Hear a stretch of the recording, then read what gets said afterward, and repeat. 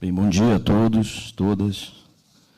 Depois desses relatos é difícil, né, a gente continuar seguindo um roteiro, né, pré-estabelecido. Então, diante disso e do impacto de todas essas declarações, logicamente eu não vou fazer leitura nenhuma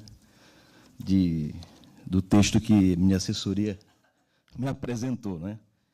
Na verdade, antes de mais nada, eu queria agradecer muito ao convite sempre gentil da Organização Pan-Americana de Saúde, que sempre, mesmo antes de ser parlamentar, nossa parceria e apoio ao meu Estado, à minha vida profissional, nossa atuação como coordenador do enfrentamento da pandemia, sempre foi muito presente no momento em que nós tínhamos um governo, e aí não dá para esquecer a história, não se apaga, num governo que, por mais esforço que tivesse o Programa Nacional de Imunização, os profissionais que resistiram dentro do Sistema Único de Saúde, a condução política realmente era de total negacionismo. Isso teve um impacto que é sabido por todos e é inegável do que representou. Nós nos apoiamos, sobretudo, naquele momento, na Organização Pan-Americana de Saúde, no CONAS, no CONASEMES, aqui representado, no compromisso inabalável dos servidores do Ministério da Saúde, mas lamentamos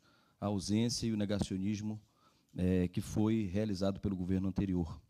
Isso teve um impacto real nas nossas vidas, e eu, como deputado, hoje deputado, na época coordenava o Centro de Operações de Emergência, como enfermeiro, como superintendente de Vigilância em Saúde do meu Estado, tivemos esse contato direto, e esse momento de enfrentamento, realmente. Então, quero agradecer mais uma vez à Organização Pan-Americana de Saúde, saudar todos os membros desse dispositivo, em nome do doutor Rivaldo, que representa a ministra Nízia Trindade, a doutora Etel Maciel, secretária nacional de Vigilância, Saúde e Ambiente, e dizer, sobretudo, que é importante fazer um pouco desse histórico, né?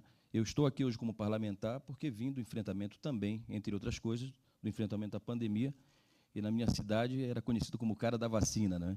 Gentilmente apelidado pela população como o cara da vacina. Isso fez com que esse apelido se popularizasse, porque nós iríamos na região ribeirinha, na Amazônia, no Oiapoque, hoje passando por... Nós enfrentamos o sarampo, um surto de sarampo que foi um alerta importante para a América Latina toda. Enfrentamos juntos com a Organização Pan-Americana de Saúde, conseguimos debelar esse surto, entre outras questões que sempre afligem aquela fronteira com a Guiana Francesa. Então, queria, antes de mais nada, dizer que essa chegada ao parlamento, logicamente, eu fui uma exceção no campo do enfrentamento à pandemia, como o cara da vacina, mas, por outro lado, o parlamento brasileiro está recheado de parlamentares negacionistas. Por exemplo, você tem o confronto direto, por exemplo, com deputados como Osmar Terra, que declaradamente é negacionista, enfrenta a vacina e tenta descredibilizar a vacina permanentemente. Faço essa citação de nomes porque me cabe, como parlamentar, também posicionar as questões, e aqui muito bem apresentada pelos dois representantes que lutam e têm superado e superaram esse enfrentamento à poliomielite, onde o senhor Jaciel fala claramente que nós precisamos ter um choque de realidade. Eu concordo plenamente com o senhor. Nós precisamos realmente ultrapassar entender que jogo nós estamos jogando no parlamento. Quando eu cheguei no parlamento, nós lançamos uma frente em defesa das vacinas, exatamente porque o parlamento estava recheado de um debate muito forte acerca dessa perpetuação da ideia de que a vacina não salva vidas. Então, essa frente em defesa das vacinas, ela tenta exatamente enfrentar a fake news, enfrentar o negacionismo na Comissão de Saúde e tentar posicionar o Ministério da Saúde, e ajudando o Ministério da Saúde nessa gestão, a conseguir debelar alguns ataques à vacina que acontecem através de projetos de lei. Então, tem sido esse a nossa atuação permanente através da frente em defesa das vacinas. Eu queria também fazer algumas sugestões, porque acho que nós estamos num momento que esse evento é simbólico, esse evento, à disposição dessa mesa dos convidados, eu quero parabenizar, porque você tem aqui o comprometimento, o compromisso inabalável dos profissionais, você tem aqui a comissão que trabalha exatamente com o dispositivo que faz a aferição exatamente do que a gente pode, do território que está ausente ou não de poliomielite. Eu acho que nós temos que falar a palavra certa, é paralisia infantil. Nós temos que ter uma campanha dizendo claramente para a população. No meu estado, por exemplo, se eu chego numa comunidade e falo sobre pólio, ninguém entende o que é pólio. As pessoas querem, e quando você usa a expressão paralisia infantil, isso cria um outro dispositivo na mente dos pais. Sabe? Então, a paralisia infantil é algo que a gente precisa enfrentar. Eu queria, antes de mais nada, nessa comemoração também, apresentar o que vocês sabem melhor do que eu, que é o alerta sobre a questão da fronteira do Oiapoque com a Guiana Francesa. O alerta dado pela região do Oiapoque, região da Guiana Francesa, é claro. Nós temos uma circulação, de fato, do vírus, só que, logicamente, um pouco mais atenuado, mas tem hoje, nesse exato momento, várias equipes do Ministério da Saúde e da OPAS, da Organização Pan-Americana de Saúde, juntamente com o governo do Estado, a SVS local, atuando nessa fronteira. Então, eu queria agradecer mais uma vez, doutor Rivaldo, ao Ministério da Saúde, para a gente não achar que isso não é um problema nosso, pelo contrário. Eu queria aqui, pela Frente em Defesa das Vacinas, solicitar a Vossa Excelência que possa, inclusive, reforçar, porque as informações que nós temos da fronteira, elas são bastante sérias. Elas são bastante sérias. Então, portanto, não é algo que esteja muito distante da nossa realidade. O alerta ele foi dado há vários meses. Agora nós conseguimos juntar forças, junto com a Organização Pan-Americana de Saúde e as equipes do Ministério e da região, para poder fazer vacinação e enfrentamento. O mapa vacinal da região do Oiapoque é de apenas 35% de cobertura vacinal infantil. Do outro lado, você tem, né, já o encontro exatamente de sinais do vírus ali circulando no esgoto da região da Guiana Francesa. Então, portanto, você tem uma temperatura quase perfeita. Então, portanto, a gente precisa realmente avançar nessa perspectiva. Por último, eu gostaria de também tratar de um assunto que nos parece importante, é a reformulação. Nós tivemos uma conversa com o doutor Rivaldo, com o doutor Etel, estamos trabalhando nisso, nessa reflexão.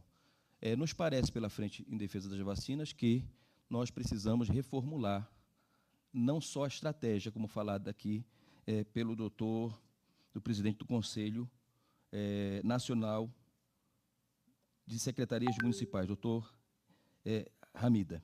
Eu concordo plenamente, não é mais uma questão apenas de enfrentamento a fake news, é uma questão de reestruturação atual do nosso sistema de vacinação. Não é só campanha. Nos parece que não é mais só campanha. Nós temos que ter reformulação curricular nas universidades. Nós temos que ter uma reformulação de equipes permanentes no campo, porque a vacinação passiva ela não funciona mais da forma como nós gostaríamos. Então, existem vários estudos, eu estou há 2 anos no parlamento, ouvindo isso por vários especialistas, com dados também. Nós estamos propondo e conversando através da Frente da Vacina, já com o Ministério, no sentido de ter realmente, em que pese todo o esforço de recuperação vacinal feito e os avanços reconhecidos por nós, mas é necessário que nós avancemos para uma estrutura que possa dar conta do momento atual.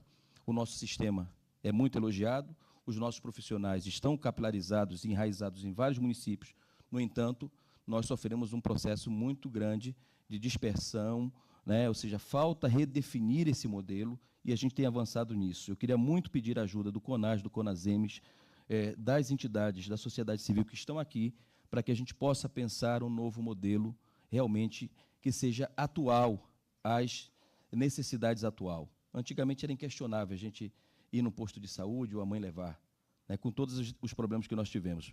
Mas hoje você tem um processo de evasão imensa, uma hesitação vacinal que a gente nunca viu. Nós temos partidos anti-vacina que foram criados, por exemplo, na Alemanha.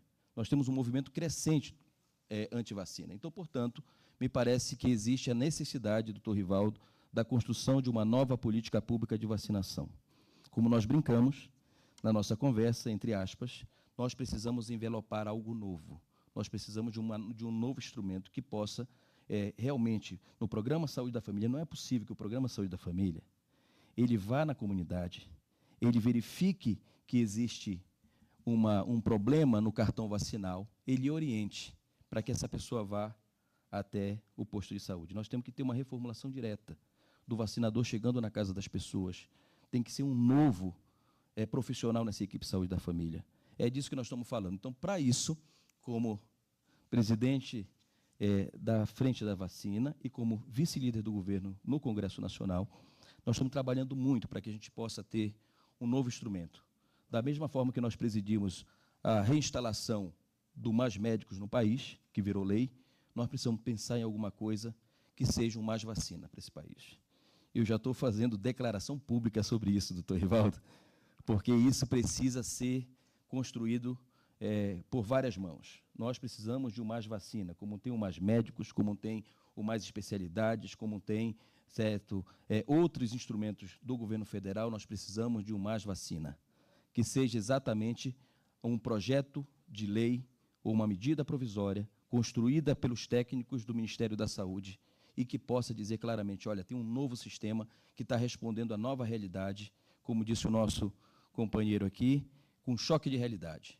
Um choque de realidade, ou seja, não dá mais para as estruturas que nós temos, com todo o carinho e respeito que nós temos e prestigiando o esforço, o compromisso dos profissionais, mas é necessário que, na política, a gente tenha um novo processo que dê conta desse desafio atual, que é enfrentar o negacionismo, que é algo instalado na sociedade e que só as campanhas educativas, elas me parece que não darão conta. Então, portanto, queria, assim, publicamente, deixar aqui o meu registro sobre o nosso posicionamento e a nossa construção política, que é conjunta com o Ministério da Saúde e com a Organização Pan-Americana de Saúde. Muito obrigado.